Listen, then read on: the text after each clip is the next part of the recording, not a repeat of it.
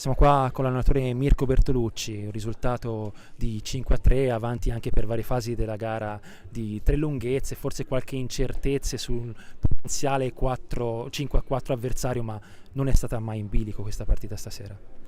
No, penso di no, penso che il risultato sia giusto, la squadra ha giocato veramente una buona partita come sta giocando ormai da tutto il mese, vediamo da tre trasferte difficili, Salerno, Follonica e Castiglione con tre vittorie, stasera abbiamo portato a casa una partita contro una squadra molto, molto difficile da affrontare con giocatori molto esperti, però credo che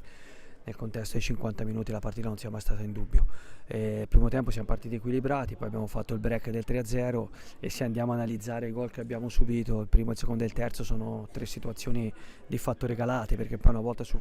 4-1 la partita era a mano, abbiamo regalato un cartellino rosso che ci è venuto un po' overplay,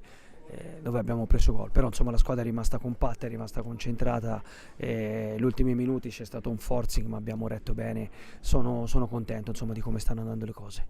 Ora di qui ai playoff cosa ti aspetti in termini di gioco e di classifica dai ragazzi?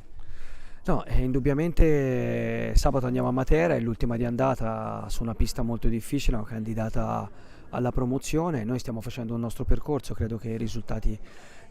siano buoni, ad oggi siamo primi e vediamo poi nel girone di ritorno se riusciamo a mantenere questo livello qui, calcolando che tantissimi ragazzi fanno doppia, tripla categoria. C'è chi fa 17, 19 e 23, c'è chi fa 19 e 23, quindi